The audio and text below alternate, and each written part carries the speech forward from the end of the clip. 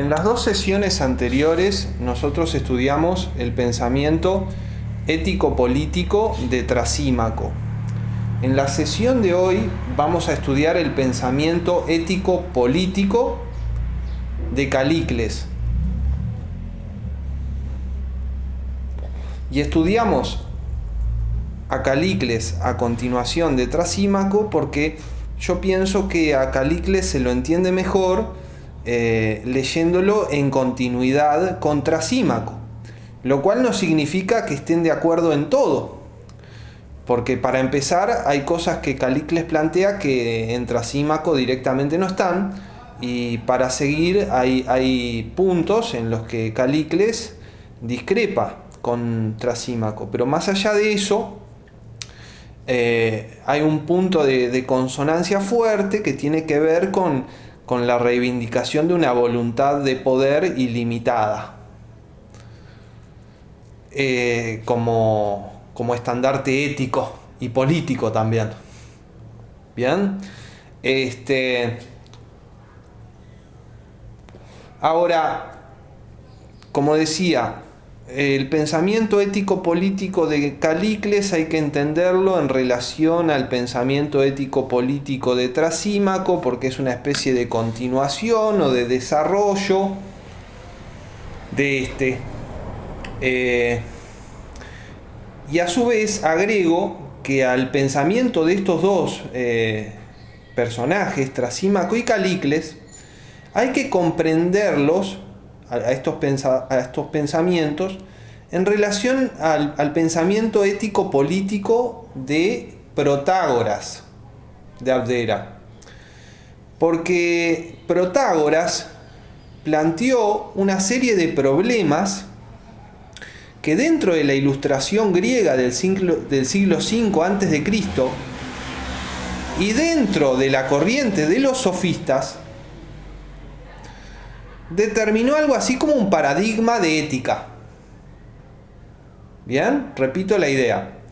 El pensamiento ético-político de Trasímaco y el de Calícles tienen que ser entendidos en relación al pensamiento ético-político de Protágoras, porque Protágoras planteó determinados problemas que en la ilustración griega del siglo V a.C., en la corriente de los sofistas, estos problemas determinaron algo así como un paradigma de la ética.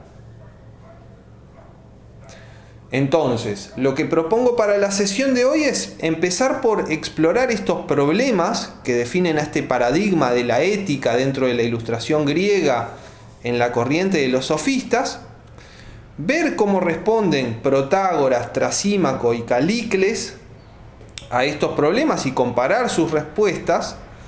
Después, hacer un repaso general del pensamiento ético-político de Protágoras y después entrar al pensamiento ético-político de Calícles. Bien, entonces empiezo por describir este paradigma de ética de la corriente de los sofistas en la ilustración griega. Este paradigma, como dije, es paradigma en el sentido no de que haya una teoría que sea un común denominador, sino en el sentido de que hay problemas que son comunes denominadores. Bien, aquí este paradigma es paradigma no por una teoría en común, sino por problemas en común. Y estos problemas fundamentalmente son dos. Por un lado, el problema del naturalismo versus el convencionalismo en ética. ¿Y esto qué quiere decir? Bueno, quiere decir esto: ¿el fundamento de la ética es natural o es convencional? Bien, ese es un problema. El problema del naturalismo versus el convencionalismo en ética. Y es un problema acerca del fundamento de la ética. Y el problema es: ¿el fundamento de la ética es natural o es convencional? Este problema claramente lo planteó Protágoras. Y el otro problema que define a este paradigma de la ética en la corriente de los sofistas es el problema de la relación entre la ética y la ley del más fuerte. El problema de la relación entre la ética y la ley del más fuerte, entendida como ley de la physis. Y este segundo problema también se puede entender de esta manera. ¿Qué lugar debe tener dentro de la ética la ley del más fuerte? Y recuerden que la cuestión de la ley del más fuerte está vinculada con la cuestión de la voluntad de poder, porque el desarrollo de la ley del más fuerte es justamente la lucha de las voluntades de poder y la imposición de la voluntad de poder del más fuerte. Con lo cual, este segundo problema de la relación entre la ética y la ley del más fuerte también es el problema de la relación entre la ética y la voluntad de poder. A su vez, en este segundo problema está subsumido, aunque de una forma de repente un poco complicada, el problema de la democracia, que es un problema central, un problema político central de la época, el problema de la democracia. ¿Y en qué consiste el problema de la democracia? Bueno, más o menos consiste en esto. En una comunidad, ¿todos tienen derecho a tener derechos políticos? En una comunidad, ¿todos tienen derecho a participar en la política? Ese sería el problema de la democracia. Y yo pienso que está subsumido en el problema de la relación entre la ética y la ley del más fuerte. Porque si, por ejemplo, uno plantea que lo que debe valer es la ley del más fuerte, entonces uno se opone a la democracia. Mientras que si uno piensa que a la ley del más fuerte hay que ponerle límites, uno deja espacio para una reivindicación de la democracia. Y vamos a ver que es así en el caso de Protágoras. Porque Protágoras va a plantear límites a la voluntad de poder que hacen posible justificar que todos los ciudadanos de la comunidad tengan derecho a participar en la política. Este tema, estos dos problemas y las respuestas de Protágoras, Trasímaco y Calícles, Guthrie, en el tomo 3 de su Historia de la Filosofía Griega, en el capítulo 4, lo trabaja in extenso.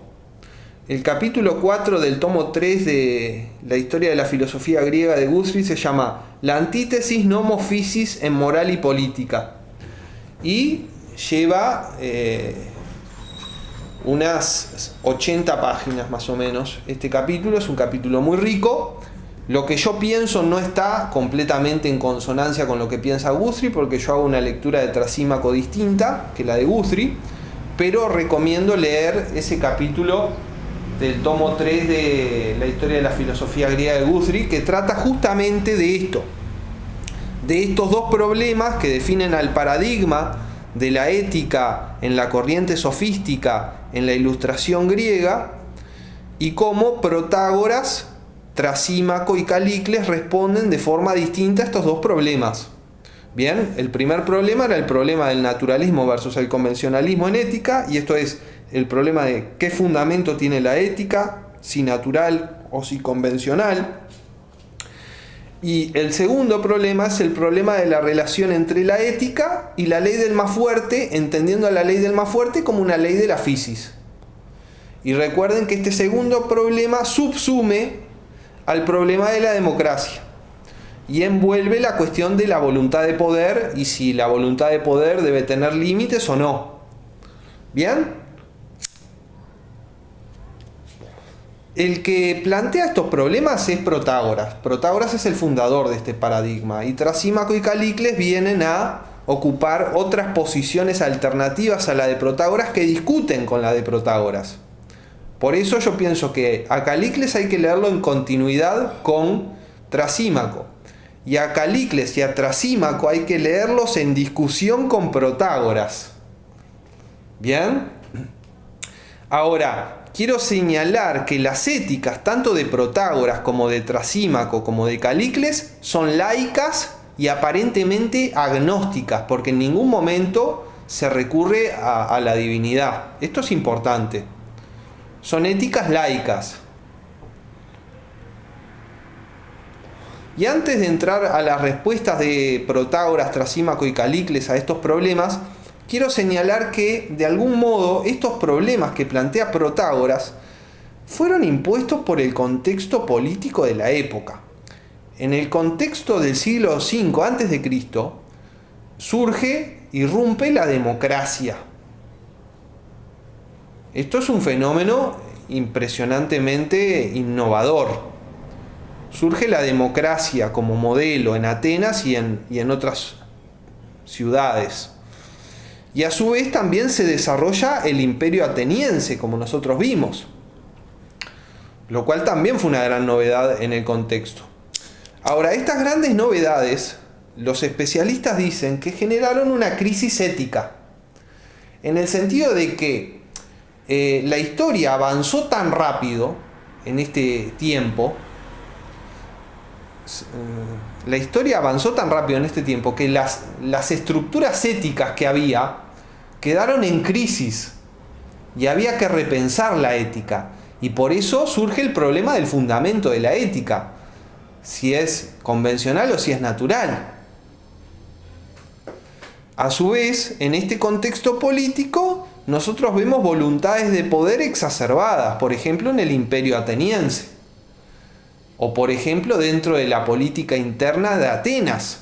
Vemos voluntades de poder exacerbadas. Entonces, estas voluntades de poder exacerbadas plantean el problema de cuál es el lugar dentro de la ética de la voluntad de poder y de la ley del más fuerte.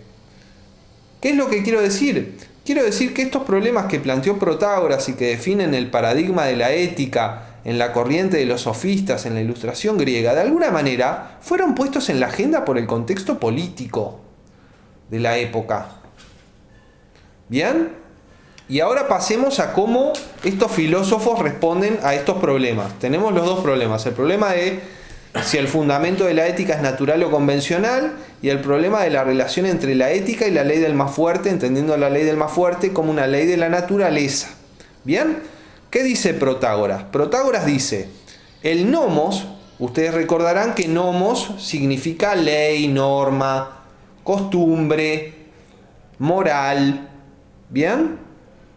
Protágoras, frente al problema de la relación entre la ética y la ley del más fuerte, plantea que el nomos convencional, o sea, la norma, nomos es norma. A partir de ahora voy a decir nomos porque es más preciso. ¿Bien?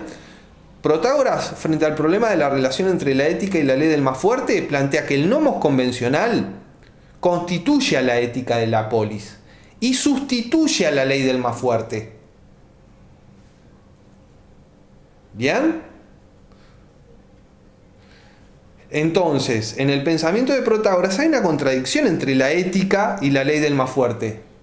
Y hay una antítesis entre nomos y physis.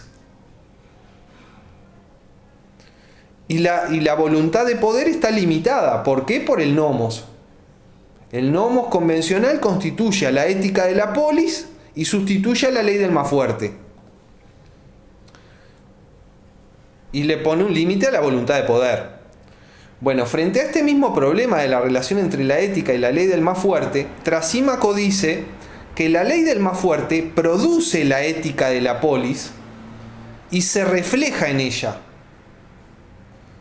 Ustedes recordarán que Trasímaco decía, bueno, el que domina pone las leyes y dice que esas leyes son lo justo. Entonces, la ley del más fuerte produce la ética de la polis, y esta ética de la polis refleja la victoria del más fuerte, justamente, y la imposición de la ley del más fuerte. Entonces, en Trasímaco no tenemos una antítesis entre nomos y physis, porque el nomos, para Trasímaco, es un resultado de la physis, y es un reflejo de la physis. Y podríamos decir que en Trasímaco se identifica la ética y la ley del más fuerte, y que hay una continuidad entre la ética y la ley del más fuerte. ¿Bien? Ahora, pasemos a Calícles. Calícles, frente a este problema de la relación entre la ética y la ley del más fuerte, dice que el nomos convencional de los débiles e inferiores, que son la mayoría, el nomos convencional de los débiles e inferiores, que son la mayoría, constituye la ética de la polis, pero que la verdadera ética es la de la physis, y esto es la ley del más fuerte.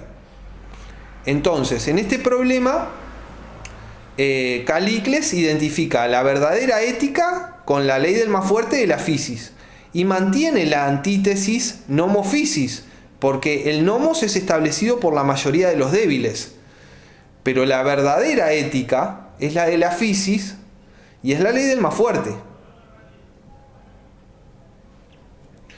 Bueno, ahora, con respecto al problema del naturalismo y el convencionalismo en ética, Protágoras, como sabemos, es convencionalista. Y después vamos a profundizar en eso. Trasímaco es naturalista y convencionalista. Porque para Trasímaco, la ley del más fuerte, esto es la physis, produce la ética de la polis. Entonces ahí tenemos el naturalismo, pero el convencionalismo ¿dónde está? Está en que la ética de la polis se traduce o se concreta en leyes convencionales. Entonces en Trasímaco tenemos una síntesis de naturalismo y convencionalismo, que es interesante. Y en el caso de Calicles lo que tenemos es un naturalismo puro y duro, y un anticonvencionalismo. Calicles va a ser naturalista en el sentido de que para él la ley de la physis es la verdadera ley, y además va a ser un anticonvencionalista en el sentido que él va a decir que el nomos convencional no fija los valores y que en realidad los verdaderos valores están fijados en la physis y están en contradicción con el nomos convencional, y que por eso seguir los verdaderos valores es ir contra las convenciones sociales. ¿Bien? Bueno, Trasímaco y Calicles coinciden en la reivindicación de la voluntad de poder ilimitada. Esto es la gran continuidad entre Trasímaco y Calicles. Y si se quiere, el nexo nietzscheano entre ambos. Ahora, con respecto al problema de la democracia, yo diría que Trasímaco es neutro, mientras que Protágoras es demócrata y Calicles es antidemócrata. ¿Por qué es demócrata Protágoras? Bueno, lo anticipo, ahora enseguida lo vamos a trabajar, pero ¿por qué es demócrata? Bueno, más o menos por esto. Porque él considera que toda la polis participa del sentido de la justicia. Y si toda la polis participa del sentido de la justicia, entonces están dadas las condiciones mínimas para que todos en la polis tengan derecho a participar en la política. Y esto significa democracia.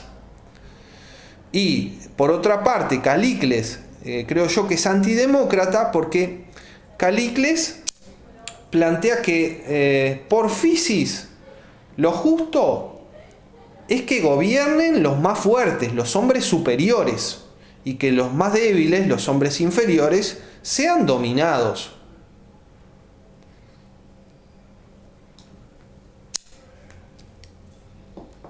Y este pensamiento es claramente antidemócrata, ¿bien? Entonces, tenemos estos dos problemas que definen el paradigma de la ética en la corriente sofística dentro de la Ilustración griega, y tenemos las distintas posiciones de Protágoras, que está a favor del nomos y en contra de la ley del más fuerte, de Trasímaco, que identifica nomos y ley del más fuerte, y de Calicles, que opone nomos y ley del más fuerte, pero se inclina a favor de la ley del más fuerte.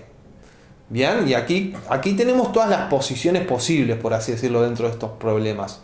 Y Guthrie lo trabaja muy bien en el capítulo 4 del tomo 3 de su Historia de la Filosofía Griega. Recomiendo que lean eso. En fin. Bueno, y esto sería el panorama como para ubicar en el mapa a Trasímaco y a Calicles en relación a Protágoras y el paradigma de ética que Protágoras funda. Ahora pasemos a considerar los elementos fundamentales del pensamiento ético y político de Protágoras.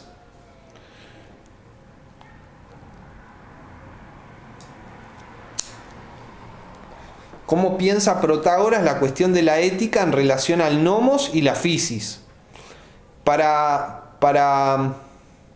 Antes de empezar con esto, quiero decir que Trasímaco, Calicles y Protágoras son los tres pensadores revolucionarios. Son tres pensadores revolucionarios. Esto me parece importante. No quiero dejarlo sin decir. Ahora entremos a la cuestión de la ética y el nomos y la physis en Protágoras. Y de Protágoras vamos a tomar en cuenta del Protágoras de Platón el mito de Prometeo, que va de 320C a 322D. Y después del Teteto de Platón, los pasajes 167C, 172A hasta B y 177C hasta D. ¿Bien? Ahora empecemos por la concepción del nomos en el mito de Prometeo, en el Protágoras de Platón. Habla Protágoras, ¿no? Esto ya lo estudiamos, estamos repasando. El mito de Prometeo cuenta la historia del ser humano en pinceladas gruesas, ¿verdad? Pero a lo que va el mito de Prometeo es a contar la historia del ser humano en sus cuestiones más importantes. Como sabemos, Protágoras era agnóstico. No decía ni si existen los dioses ni si no existen. Decía no sé si existen o no existen, ¿verdad? Ahora, en el mito intervienen dioses. Tal dios Prometeo roba a Atenea y a Hefesto el fuego y se lo da a los hombres, y después Zeus le da a los hombres el sentido de la justicia, etc. Intervienen dioses, ¿verdad? En el mito de Prometeo que nos cuenta Protágoras. Pero Protágoras es agnóstico. Entonces, ¿cómo tenemos que entender esto? Bueno, yo pienso que tenemos que hacer una interpretación del mito de Prometeo teniendo muy presente que Protágoras es en realidad agnóstico y que por lo tanto aquí el mito y el recurso a los dioses es simplemente un envase y una estrategia pedagógica de la época. Entonces, este mito que es antropológico y que es sobre la historia del ser humano tiene que ser, por así decirlo, liberado de este envase mítico. ¿Y qué queda? Bueno, les digo lo que yo pienso que queda. En primer lugar, la tesis de que el nomos, o sea, la norma, no estaba dada por physis en el hombre. El hombre comenzó a existir en la physis y no tenía el nomos. Esto creo que es lo primero que se desprende. El hombre empezó a existir en la physis y no tenía el nomos. El nomos no estaba dado con la physis en el hombre. Entonces, ¿qué ocurre? El nomos es un invento, un artefacto, un descubrimiento de los hombres en su historia natural. O sea, andando el tiempo, estos hombres descubrieron el nomos, descubrieron la norma.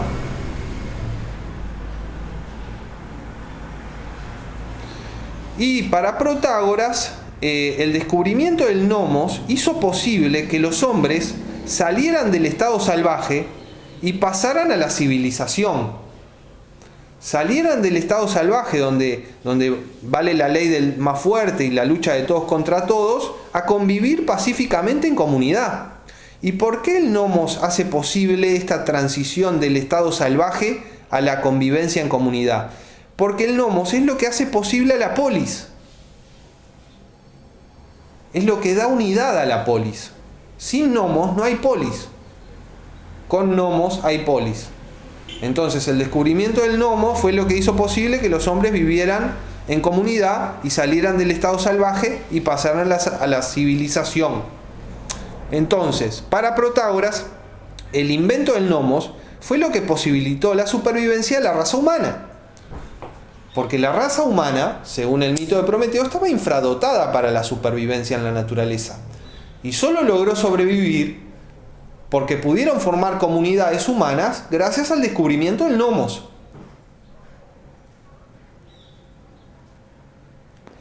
Y aquí vemos cómo Protágoras reivindica al nomos frente a la physis, ¿no? Mientras que mantiene la antítesis entre nomos y physis.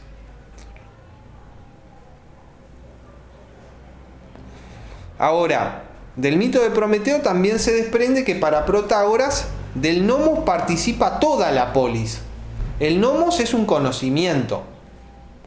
Y es un conocimiento que tiene que estar en toda la polis para que la polis sea posible. Y es de aquí que se desprende el argumento protagoriano a favor de la democracia. Porque si todos los hombres de la comunidad y las mujeres, porque ahí está también lo radical del pensamiento protagoriano, ¿no? Para su época. Si todos los hombres y las mujeres de la comunidad participan del nomos, ya están las condiciones mínimas necesarias para que tengan derechos políticos. Y eso es la democracia.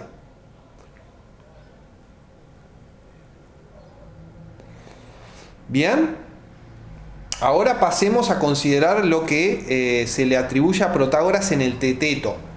Y aquí es que aparece el lado convencionalista, social, de lo normativo y el relativismo de Protágoras, porque está en juego la cuestión del relativismo también, ¿verdad? Los convencionalistas son relativistas. Los convencionalistas de la normatividad son relativistas. Por eso Calicles, que va a ser un naturalista de la normatividad, va a ser un antirrelativista.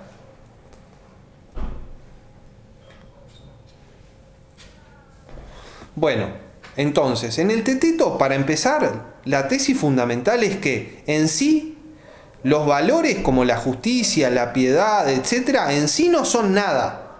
No tienen por physis una naturaleza propia. Y esto quiere decir que en la physis no hay valores.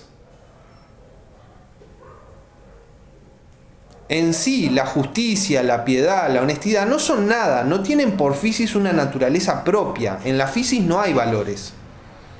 Esto es una tesis de metafísica, ¿verdad? ¿Y qué va a decir que son los valores Protágoras? Convenciones sociales. La justicia, la piedad, etc. son convenciones, juicios, pareceres de una comunidad. Esto es importante. Es una comunidad la que construye valores, no un individuo, una comunidad. Por eso el convencionalismo de lo normativo de Protágoras es social.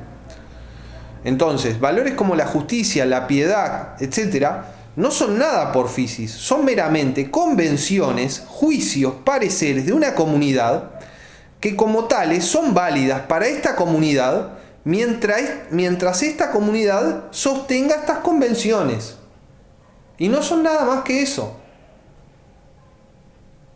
Y distintas comunidades pueden tener distintas convenciones normativas y distintas normas, y las distintas normas son todas válidas relativamente a cada comunidad en cuestión. Y aquí tenemos una tesis de metafísica de la ética, ¿no? Los valores en sí, por naturaleza, no son nada. Son algo en la medida de que son convenciones de una comunidad. Y existen mientras esta comunidad sostenga estas convenciones.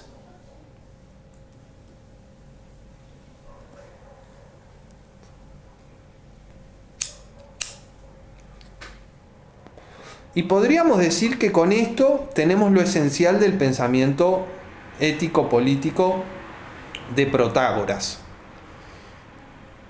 el padre intelectual del paradigma ético en el que se insertan Trasímaco y Calicles. Bien, pero ¿qué es lo importante, por ejemplo, de lo que hemos visto? Bueno, aquí, de que en la physis no hay valores, y que los valores son construcciones sociales, y nada más, válidas relativamente a la comunidad que lo forja, y mientras esta comunidad sostenga las convenciones correspondientes, y nada más. Y esto es importante para contrastar con Calicles, porque para Calicles sí va a haber valores en la physis. Bien, y ahora entremos a Calicles.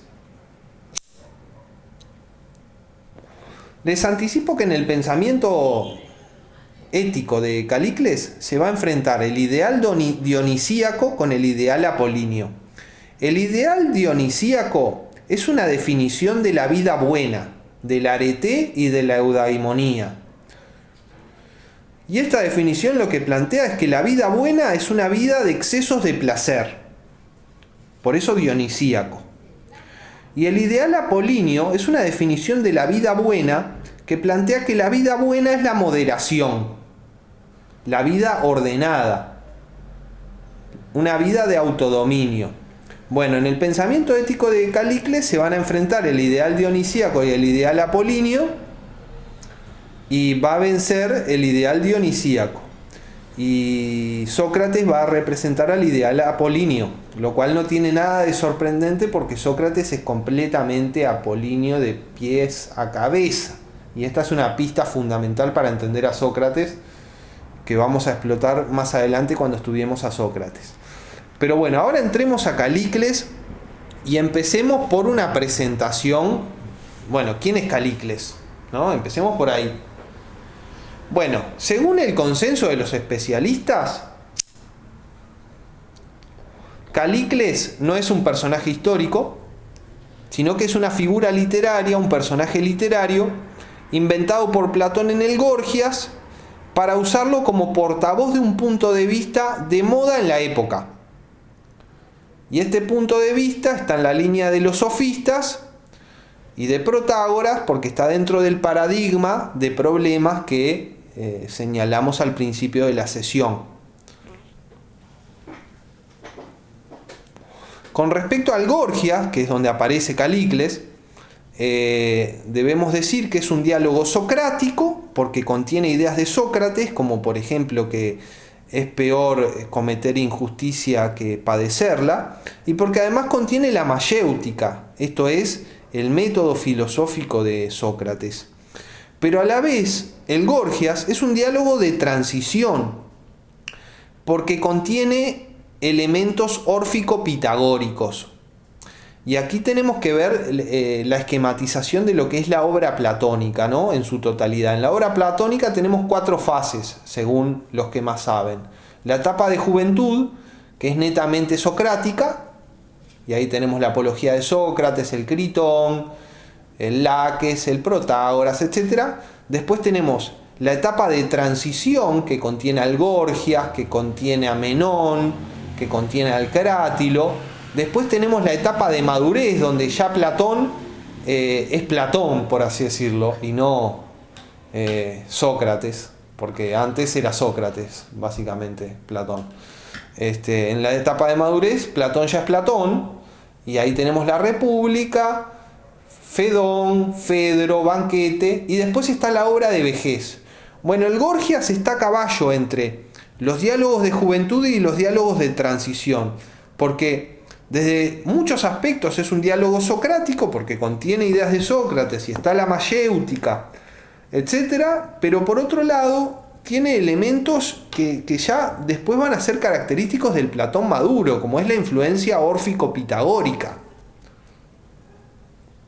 Bien, sobre la que no voy a ahondar ahora, pero bueno, les digo que es un punto importante. Como señala, por ejemplo, Aristóteles en el libro 1 de la Metafísica, cuando dice cuáles son las influencias principales de Platón.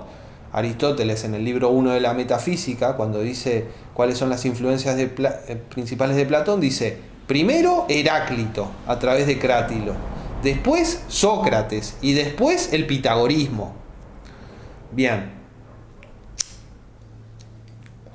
Pero sigamos.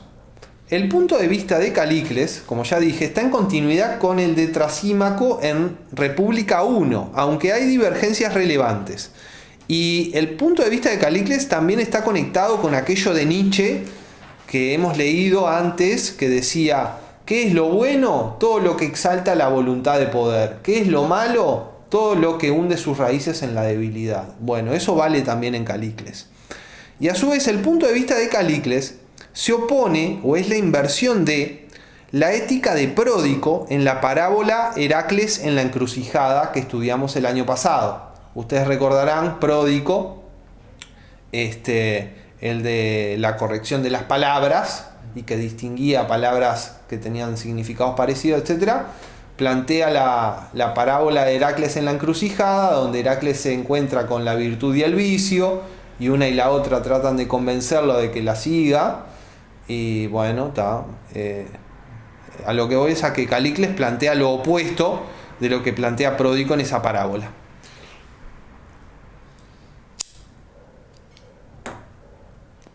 En Trasímaco nosotros veíamos que se combinaba un punto de vista descriptivo con un punto de vista normativo. Bueno, en Calicles pasa algo parecido. Encontramos ciertamente un punto de vista descriptivo y también una propuesta fuertemente normativa que tiene que ver con la reivindicación de la imposición de la voluntad de poder del hombre superior.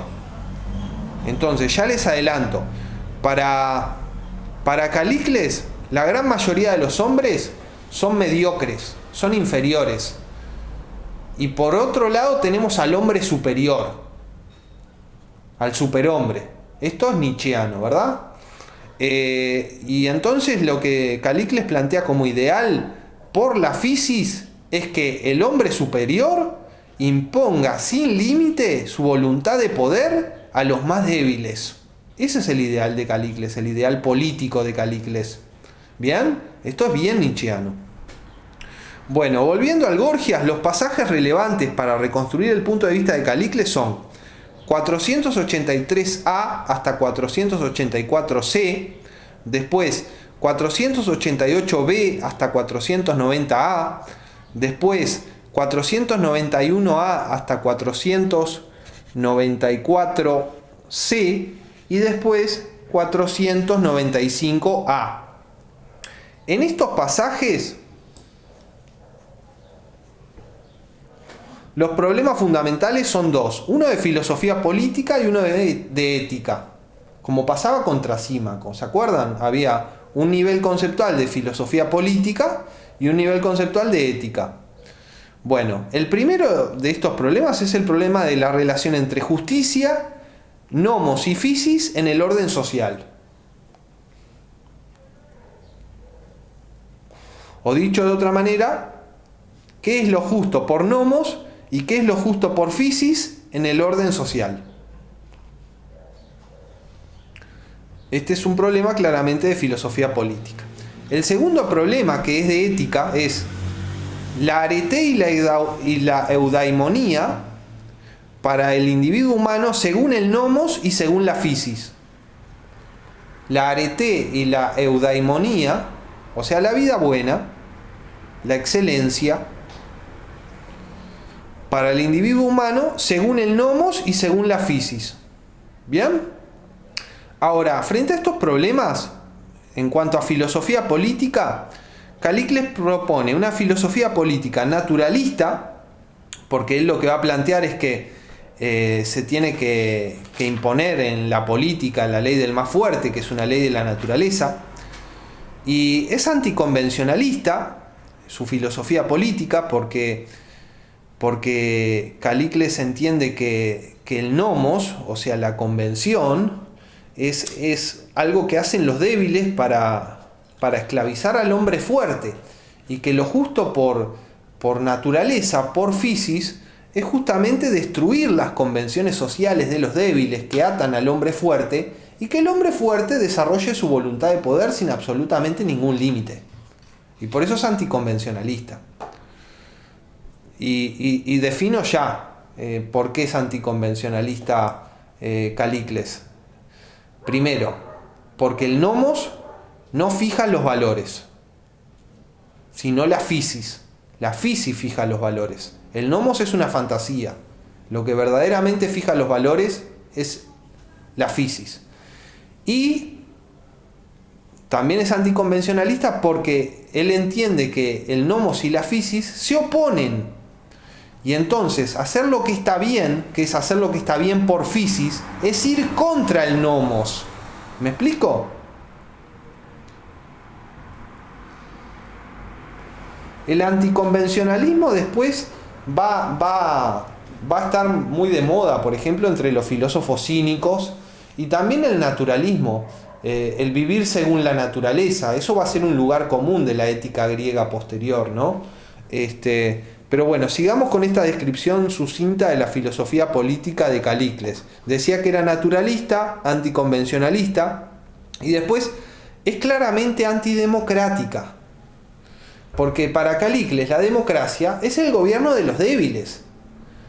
Y eso es injusto por physis. Porque lo justo por physis es que los débiles sean dominados por los hombres superiores. Entonces, es antidemocrático.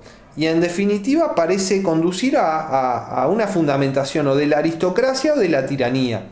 Pero la aristocracia o la tiranía que defiende Calícles tiene sus peculiaridades por cómo él define al hombre fuerte. Porque, ¿qué es lo que entiende Calícles por hombre superior u hombre fuerte? Eso es muy importante y lo vamos a trabajar. ¿Tá? Pero él defiende una aristocracia, pero de los hombres fuertes y de los hombres superiores, entendiendo al hombre superior de una forma muy particular, que después vamos a ver. ¿Bien? Ahora, en cuanto a ética, es naturalista, porque plantea que bueno, lo que está bien es lo que define la physis, y es anticonvencionalista, porque entiende que las convenciones sociales no fijan los valores, y porque entiende que los valores fijados por la physis están en contradicción con las convenciones sociales, y que por lo tanto hay que ir contra las convenciones sociales. Y a su vez es una ética aristocrática, porque no todos pueden realizar la arete, que él entiende que define la physis. Calícles entiende que la physis define un arete, que después vamos a ver qué es, y bueno, no todo el mundo puede realizar eso. Y lo dice. Y a su vez su ética es hedonista radical, dionisíaca, diría yo. Hedonista radical, dionisíaca. Y aquí vemos un punto importante que es este. La voluntad de poder en Calícles es la voluntad de placer. En Trasímaco, la voluntad de poder, si ustedes recuerdan, era la voluntad de poseer más cosas. Era la voluntad de acaparar cosas. Bueno, en Calícles esto también es así, pero es un acaparar cosas para sentir más placer. La voluntad de poder es voluntad de placer en Calícles, y esto es importante. ¿Bien? Entonces, dije que en el pensamiento de Calícles están estos dos problemas fundamentales: el de la relación entre justicia, nomos y physis en el orden social, y el de la arete y la eudaimonía del individuo según el nomos y según la physis. Antes de entrar en cada uno de estos problemas, quiero plantear algunos conceptos previos para poder entender después lo que dice Calícles. Primero, el gran datum del pensamiento de Calícles es la physis, la naturaleza, pura y dura. ¿Bien? Los dioses no aparecen en el horizonte conceptual. El datum es la physis. Por otro lado, tenemos el nomos. ¿Qué es el nomos? Bueno, en Gredos, en la traducción de Gredos lo traducen como ley. Pero es impreciso identificar nomos con ley. Porque es cierto, la ley es nomos, pero no todo nomos es ley. Porque hay nomos que es costumbre, por ejemplo. Y una costumbre no es una ley. O valoraciones de la opinión pública, por ejemplo, que se alabe esto o se censure el otro. Eso también es nomos, pero no es ley. Entonces, nomos abarca ley, abarca costumbre, abarca valoraciones de la opinión pública en cuanto a lo que está bien y lo que está mal, etc. Y podríamos decir que en términos generales tiene que ver con la moral y con lo que se debe y lo que no se debe. ¿Bien? Para Calícles, el nomos es una invención humana, una convención humana y no algo natural. Y esto es importante. Ahora, Calícles es consciente de que el nomos no es una pura abstracción, no es una pura idea, es algo concreto. ¿Por qué? Porque si uno no cumple el nomos, lo castigan. ¿Me explico? Para que algo sea nomos, tiene que operar como nomos en la vida social. Y para operar como nomos en la vida social, es necesario que si alguien no cumple el nomos, sea castigado. Por eso el nomos no es algo abstracto, es concreto. Son los engranajes de la forma de vida social. Ahora, y aquí llegamos a una tesis importantísima de Calicles. Dice Calicles: con respecto a lo bueno, lo bello, lo justo, y así sucesivamente, o sea, con respecto a los valores, ¿no?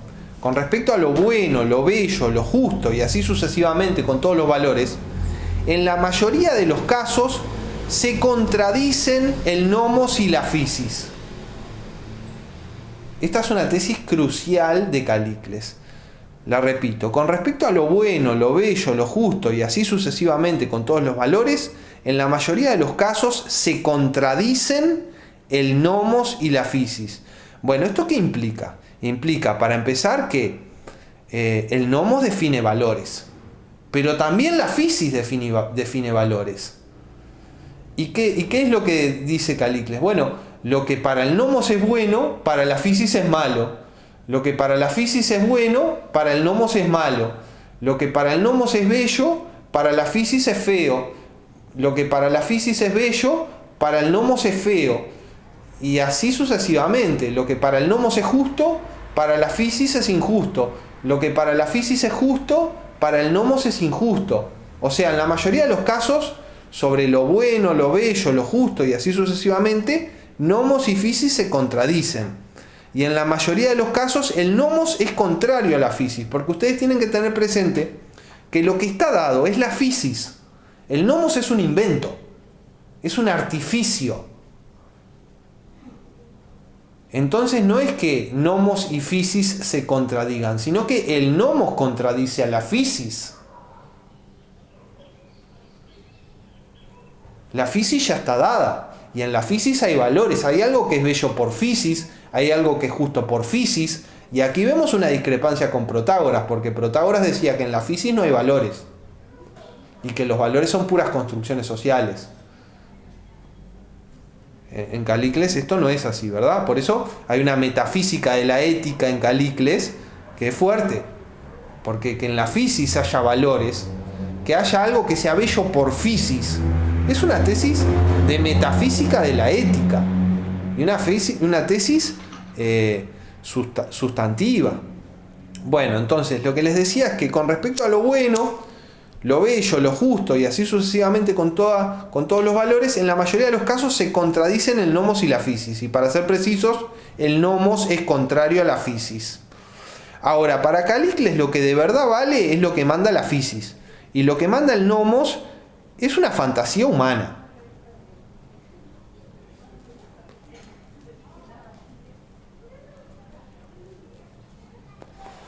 Para Calicles la verdadera belleza la determina la physis, la verdadera justicia la determina la physis, la verdadera arete la determina la physis, la verdadera eudaimonía la determina la physis, y el nomos no. El nomos es una falsificación de la belleza, de la justicia, del arete, de la eudaimonía. ¿Y por qué es una falsificación? En la medida de que contradice a la physis, y la physis da la verdad acerca de la belleza, la justicia, la arete, la eudaimonía. Entonces acá vemos cómo en el pensamiento de Calicles se opone la verdad, que es la physis, y la opinión humana, que es el nomos. Y también cómo se oponen los valores naturales, que son los valores reales, con los valores convencionales en el sentido de artificiales, que son los valores del nomos. ¿Bien? Y aquí vemos también el antirrelativismo de Calicles.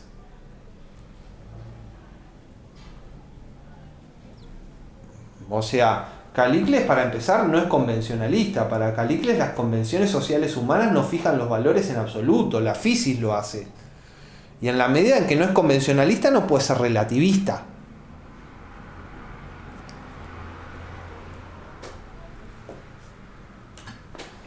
Bueno, otra tesis importante de Calicles es que por physis es peor todo lo que es más desventajoso. Y por eso dice Calicles: por physis padecer injusticia es peor que cometerla. mientras que por nomos es peor cometer injusticia que padecerla. Y aquí vemos un punto de contradicción entre el nomos y la physis. Repito, por physis es peor todo lo que es más desventajoso. De esta manera, por physis, padecer injusticia es peor que cometerla. Pero por nomos es peor cometer injusticia que padecerla. Y aquí vemos la contradicción entre nomos y physis, de la que nos habla Calicles. Y esta contradicción entre nomos y physis, según Calicles, está muy estrechamente vinculada con el hecho de que para Calicles el nomos produce igualdad entre los hombres, mientras que la physis produce desigualdad entre los hombres. Y por eso se contradicen, están en conflicto. Pero algo importante es que, por ejemplo, se puede establecer el nomos contra la physis. Se puede establecer un nomos contra la physis. La ley de la physis, la ley de la naturaleza, no es algo que se aplique sin importar lo que pase. ¿Me explico? Se puede construir un nomos en contradicción con la physis. Y esto es interesante para entender cómo este hombre pensaba la physis. En fin. Pero lo que decía es que un punto importante de la contradicción entre el nomos y la physis para Calicles es que el nomos tiende a producir igualdad entre los hombres, mientras que la physis lo que hace es aumentar la desigualdad entre los hombres. Y ahora entremos en la concepción antropológica de Calicles, que está por detrás de sus planteos políticos y éticos, y que obviamente tienen que ver con la physis, ¿no? Bueno, la tesis clave de Calicles es que por physis los hombres son desiguales en valor. Por physis los hombres son desiguales en valor. No todos valen lo mismo. Y el valor de los hombres tiene que ver con sus capacidades. Hay hombres más capaces que otros, y por lo tanto hombres que valen más que otros. Entonces, unos hombres son más fuertes que otros, unos hombres son superiores y mejores que otros, y así. Esto suena nietzscheano, ¿verdad? Y es un pensamiento peligroso, ¿no? A los nazis esto les encanta. Nosotros no somos nazis, por supuesto. Entonces, por physis, los hombres son desiguales.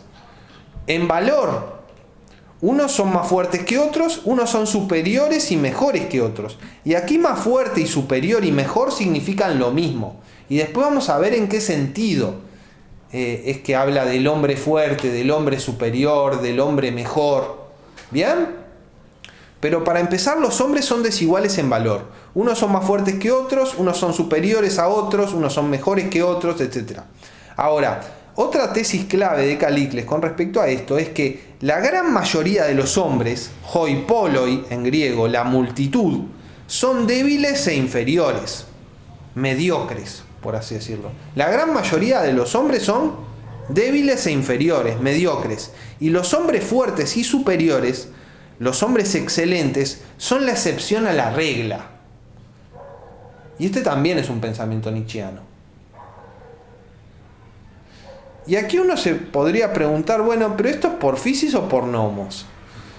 Y dejo la pregunta planteada, o sea, la desigualdad en capacidades entre los hombres, ¿realmente es por physis? ¿No tiene mucho que ver el nomos y la historia humana en todo eso? Pero bueno, en fin, lo dejamos por ahí. Pero estamos entrando a la antropología de Calicles. Y para empezar, Calicles dice que los hombres son desiguales en valor. Unos valen más que otros.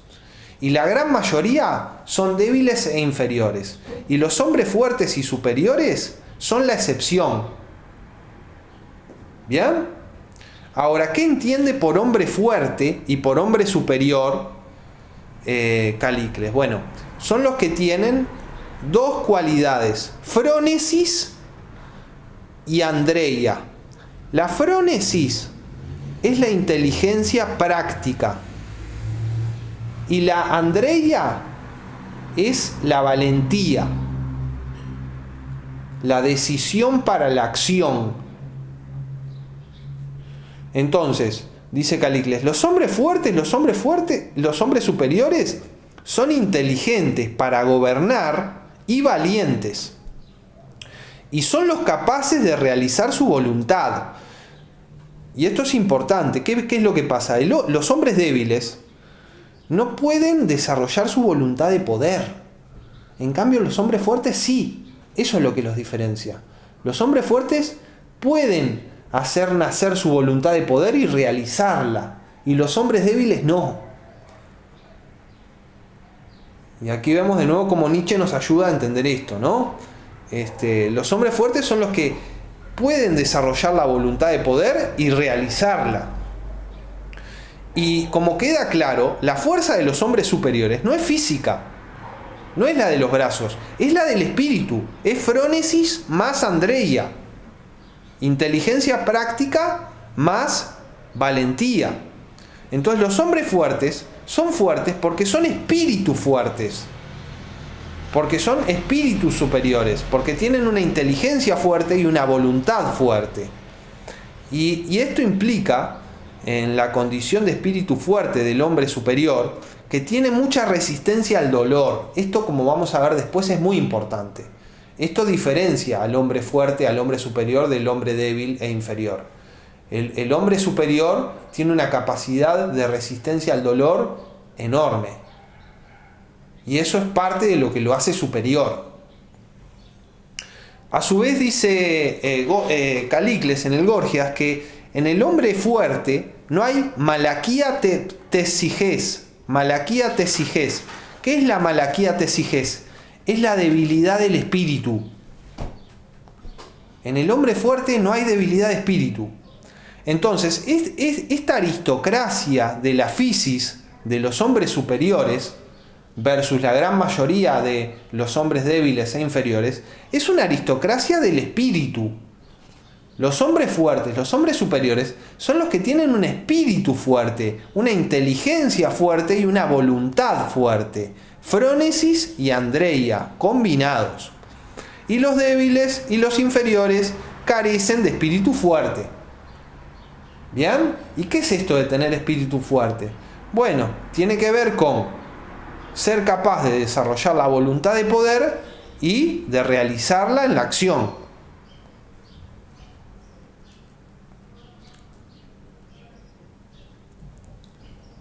Los débiles no pueden, y por eso vamos a ver después qué es lo que hacen. Inventan el nomos para sobrevivir. Bueno, con este preámbulo podemos entrar al problema de la justicia y la relación de la justicia con el nomos y la fisis en el orden social. Y vamos a ver que aquí se conecta un punto de vista descriptivo con una propuesta normativa. Les anticipo que cuando aquí Calícles hable del nomos en el orden social y la justicia, va a estar pensando sobre todo en el modelo democrático y va a estar atacando el modelo democrático. ¿Bien? Entonces, ¿qué es lo que dice Calícles? Calícles dice que los que establecen el nomos son la masa de los débiles e inferiores. Los que establecen el nomos, o sea, las leyes, las costumbres, la moral, son la masa de débiles e inferiores. Los débiles unidos establecen el nomos. Esa unión que forjan los débiles entre sí para establecer el nomos es lo que les permite sobrevivir. Después vamos a ver. Y dice Calícles, los débiles establecen el nomos para su conveniencia, instaurando que todos tengan lo mismo, un mínimo de bienes necesarios para asegurar la supervivencia de los débiles. Y dice Calícles, los débiles, como son débiles, se conforman con esa igualdad. Y aquí parece haber un punto de vista descriptivo y estar pensando Calícles en la democracia, ¿no? Y dice Calícles, mediante el nomos, los débiles atemorizan a los hombres fuertes. ¿Por qué? Porque el nomos implica capacidad de castigo, si no se lo cumple. Y además dice, esclavizan los débiles mediante el nomos a los hombres fuertes porque desde la infancia los educan en la ideología de los débiles. Les lavan el cerebro en la ideología de los débiles, a los hombres fuertes. Y así los mantienen esclavizados. ¿Me explico? Entonces, la gran mayoría son débiles e inferiores. Y la excepción es el hombre fuerte y el hombre superior. Ahora, los hombres débiles no pueden hacer nacer en ellos la voluntad de poder y no pueden realizarla. Pero lo que sí pueden hacer es aliarse y generar el nomos, y mediante el nomos generarse condiciones de supervivencia. Y ese nomos que le genera condiciones de supervivencia implica la esclavización del hombre fuerte. Implica el sometimiento del hombre fuerte. Y entonces el nomos, podríamos decir que es el escudo con el que los débiles se defienden de los hombres fuertes. Y que los débiles a través del nomos vencen a la ley de la fisis. Porque someten al hombre fuerte. ¿Bien? Entonces, los débiles unidos son más fuertes físicamente que el hombre superior. Porque el hombre superior es un solitario. Es la excepción. Y lo esclavizan. Porque lo toman desde niño como un león, dice Calicles en el Gorgias. Y le lavan el cerebro con la ideología de los débiles, que es básicamente la igualdad. ¿Bien? Y además, no solo esclavizan al hombre superior, sino que también podríamos decir que lo alienan. ¿Y qué quiere decir que los débiles alienen al hombre superior? Quiere decir esto, que el hombre superior, educado en la ideología de los débiles, ignora que es un hombre superior. Se ignora a sí mismo como lo que es. Lo llevan a esa ignorancia de sí mismo. ¿Me explico? A esa falsa imagen de sí mismo. El hombre superior, porque tiene el cerebro lavado por la ideología de los débiles, se ve al espejo y ve un hombre débil, cuando en realidad es un hombre fuerte. ¿Me explico? Bien. Bueno, entonces, en este marco, dice Calicles, por nomos, lo justo es que todos tengan lo mismo, la igualdad. Y la injusticia es la desigualdad. O sea, en este escenario, en el nomos de los débiles, lo que se define como justo es que todos tengan lo mismo. Ahora, por fisis, y aquí viene la propuesta normativa política de Calicles, lo justo es que el hombre fuerte, el hombre superior, rompa las cadenas del nomos que lo someten, y aquí aparece el anticonvencionalismo de Calicles, y que el hombre superior domine a los débiles y posea más que los débiles. Y aquí vemos la conexión con Trasímaco, ¿no? Porque, ¿cuál es la situación? Los débiles son la gran mayoría. Para sobrevivir se alían y generan el nomos. Y a través del nomos las condiciones de supervivencia de ellos.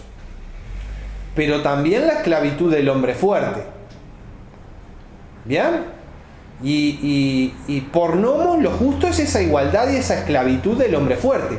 Pero por fisis, dice Calicles, lo justo es que el hombre fuerte destruya las cadenas del nomos que lo someten, y que pase a dominar a los débiles y posea más que los débiles. Entonces, por fisis, lo justo es la desigualdad. O sea, que el hombre fuerte tenga más que el hombre débil, que el hombre fuerte domine a los débiles en vez de estar esclavizado a los débiles. Y bueno, y que el hombre fuerte rompa las cadenas del nomos y domine a los débiles y posea más que los débiles, dice Calicles, es la justicia de la naturaleza, es la ley de la naturaleza.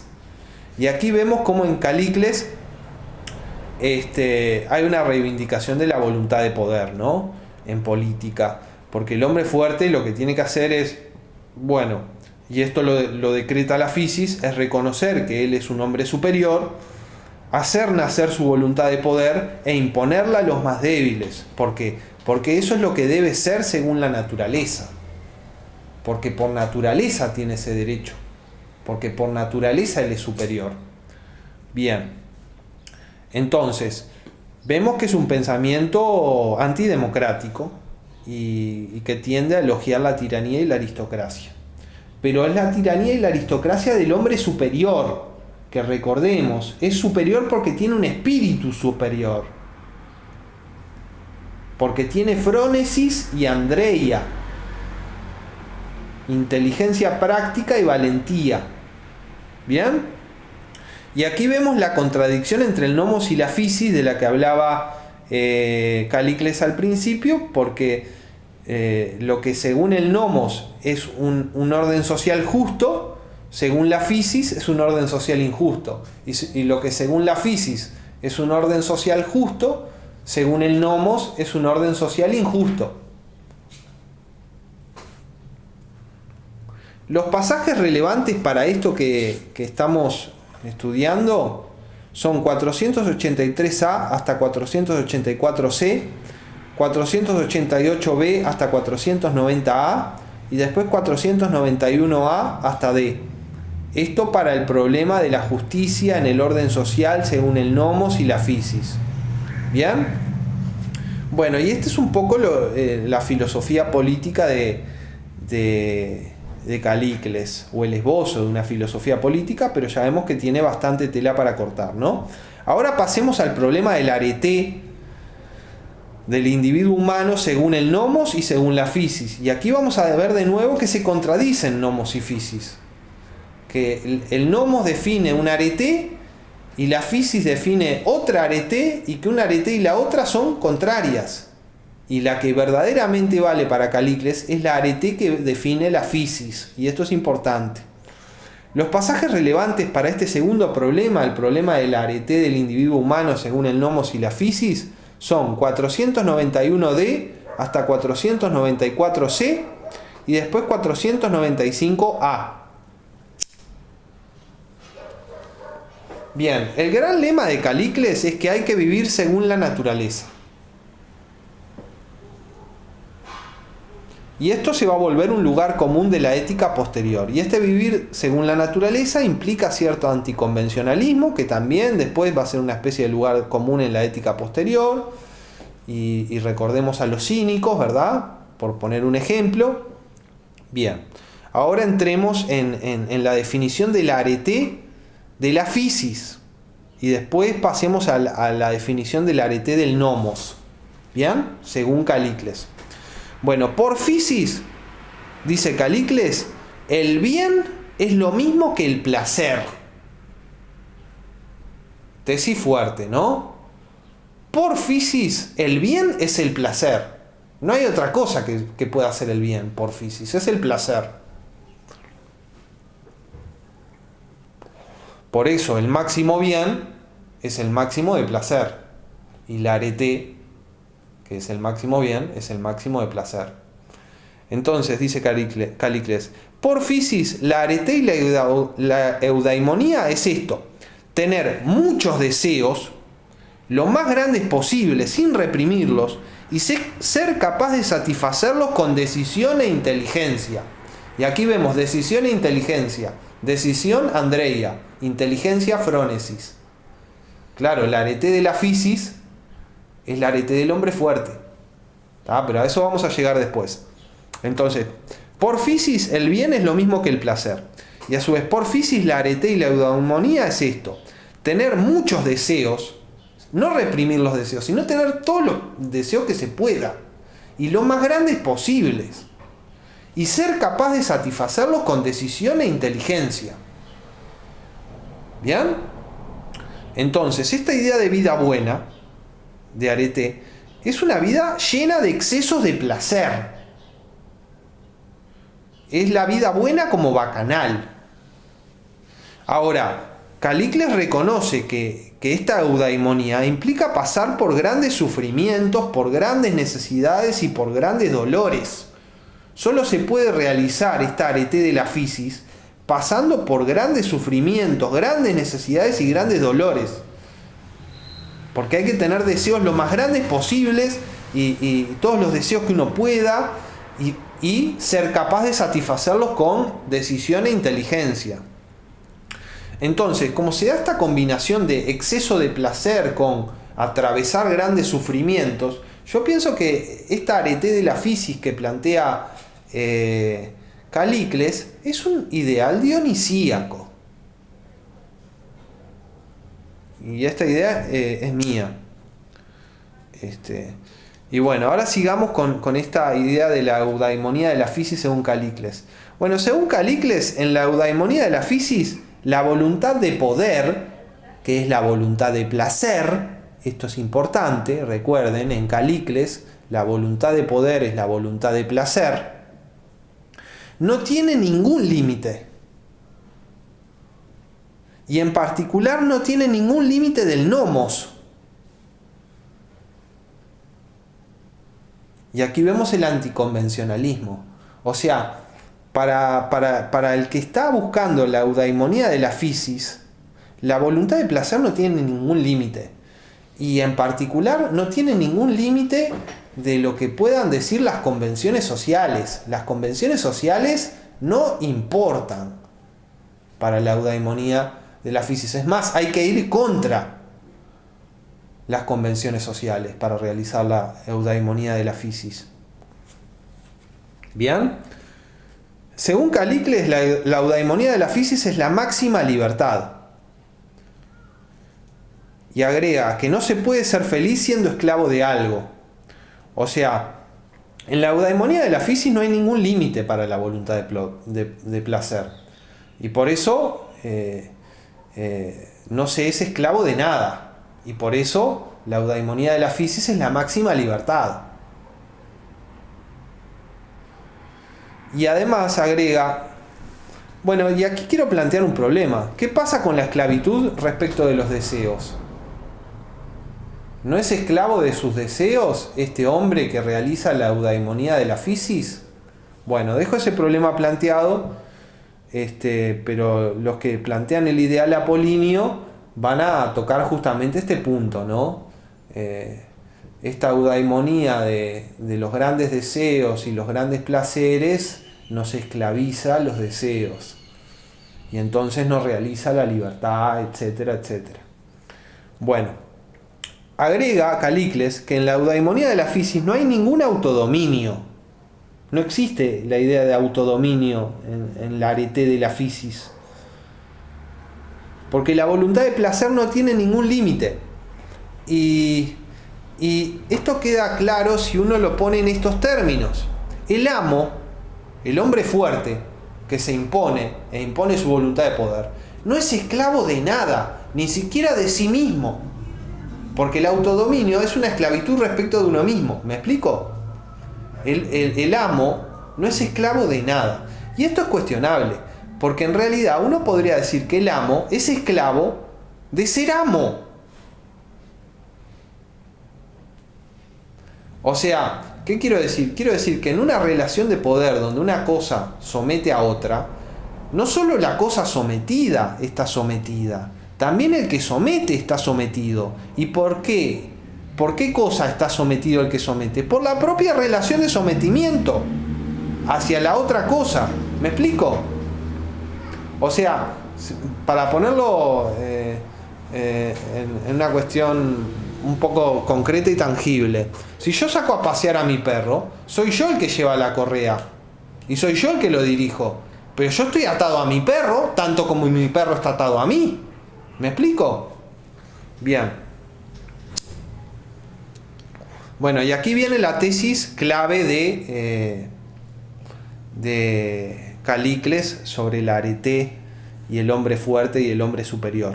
Bueno, solo el hombre superior tiene la voluntad y la inteligencia y la resistencia al dolor para lograr la arete y la eudaimonía de la fisis. Solo el hombre superior, el hombre fuerte, entendido como espíritu fuerte, tiene la voluntad, la inteligencia y la resistencia al dolor como para poder lograr esta arete y esta eudaimonía de la fisis. Los hombres débiles no pueden. Y aquí vemos el aristocratismo ético de Calicles. No todos pueden realizar la arete.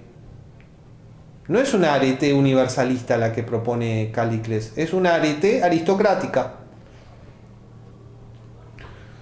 Y en esto no es original, porque Heráclito ya planteaba una arete aristocrática, por poner un ejemplo. Bueno, ahora pasemos a la cuestión de la arete y la eudaimonía según el nomos. Bueno, según el nomos, la arete y la eudaimonía son el autodominio, la moderación y la vida ordenada. Esta definición de la arete como autodominio y moderación es la que sostiene Sócrates, y podríamos decir que es el ideal apolíneo que se expresa en la máxima nada en exceso, medenagan en griego, medenagan, nada en exceso. Bien, con respecto a esta definición de la arete como autodominio y moderación, podríamos decir que su ideal es no necesitar nada, y que su ideal es una vida sin dolor. Y frente a esta definición de la arete como autodominio y moderación, Calicles dice, primero, esto es contrario a la fisis. Y después dice, vivir así es una idiotez, una mediocridad. Y dice, y esta idea de que la arete es la moderación es un invento de los débiles para ocultar su impotencia natural para lograr la verdadera arete, que es la de la fisis. Y que esta idea de la arete como moderación es un resultado de la debilidad de los débiles y nada más. O sea, una especie de pantalla con la cual ocultan su debilidad para realizar la verdadera arete, que es la vida como una bacanal, sin límite.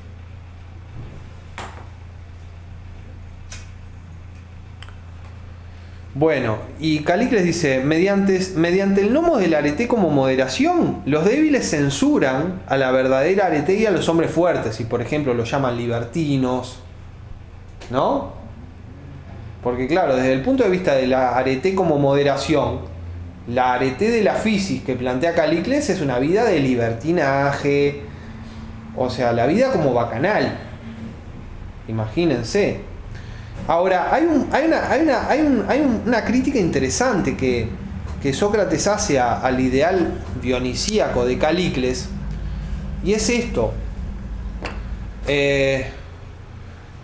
Dice Sócrates, eso que tú dices es terrible, parece el colmo de la desgracia, porque tienes que pasar por unas insatisfacciones y unos sufrimientos dramáticos.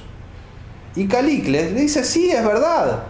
En la verdadera felicidad hay grandes sufrimientos, pero también hay grandes placeres que superan a esos sufrimientos y que matan a esos sufrimientos.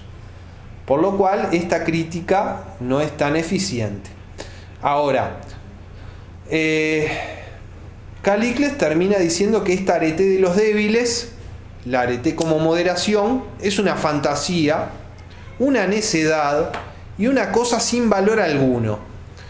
Y aquí en esta cuestión de la arete y la eudaemonía según el nomos y según la fisis, vemos de nuevo la contradicción que Calicles planteaba entre el nomos y la fisis, porque lo que según la fisis es arete, la vida como bacanal, según el nomos es el vicio. Y según lo que el nomos plantea como arete, la moderación, para la fisis, eso es mediocridad, no es excelencia. ¿Me explico? Pero lo interesante es que Calicles deja claro que hay una arete del superhombre que implica grandes sufrimientos, pero atravesar esos sufrimientos para vencerlos con grandes placeres, y una arete del débil, que es una arete que aspira a una vida sin dolor, por así decirlo. Y frente a esta aspiración de una vida sin dolor, Calicles dice que esa vida no tiene sentido porque es como la vida de una piedra. Y ahí uno es donde encuentra realmente el nervio que da vida al pensamiento de Calicles. ¿Cuál es el punto de Calicles? El punto de Calicles es este. Estamos vivos. Vivamos. ¿Y qué es vivir? Se pregunta Calicles. Es desear y satisfacer los deseos. Eso es vivir. Y si no, vivís como una piedra, vivís como un muerto.